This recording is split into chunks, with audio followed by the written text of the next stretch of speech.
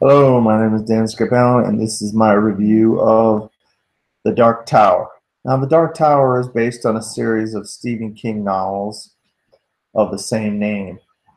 This film stars Elba as the gunslinger, and Matthew McConaughey is the man in black.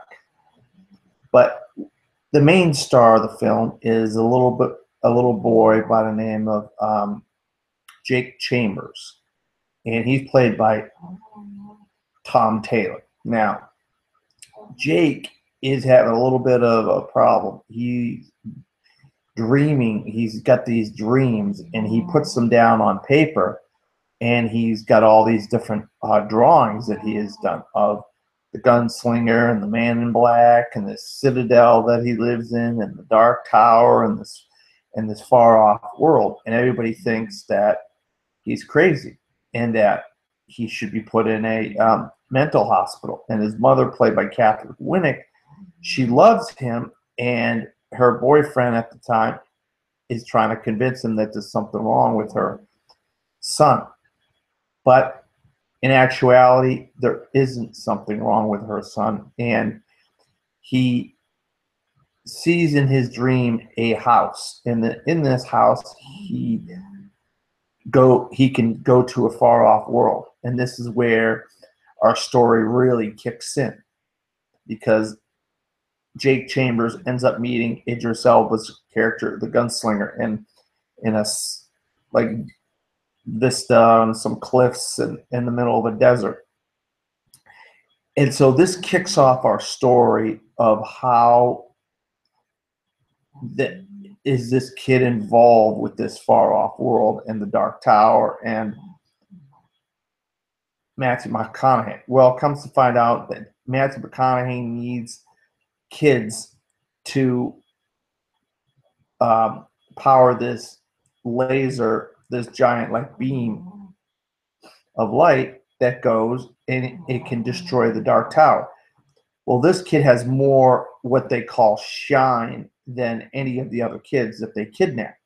So he's going all out to find this kid. The problem is Idris Elba, the gunslinger, is trying to help Jake Chambers destroy the man in black, played by Matthew McConaughey. It's a pretty simple concept if you really think about it. I did not read the novels by Stephen King except the first one, The Gunslinger. That was the only one I read, and I really enjoyed it. I didn't necessarily see Idris Elba as this character, but once they cast the characters and whatnot, that's the thing. You have to review the movie for what it is. Now, Matthew McConaughey is really sinister in this film as the villain, and he's believable as this character of the Man in Black. Can we figure a way to get through this movie and get it to a climax and a point where it's a fun movie and we enjoy it? And that's the point that I have. I actually enjoyed it. It was it's like an hour and a half movie. It didn't take very long, and I felt like it got into the story and it got to the climax of the story very quickly, and it was a satisfying movie to me. The reviews are mixed with this film. I would have liked a longer film, but maybe that would have made it more contrived and more convoluted. This way, we get to the point of the film and we get to the end of the film. Maybe we'll have a sequel if it makes some money. Who knows? But it's a pretty cut and simple story.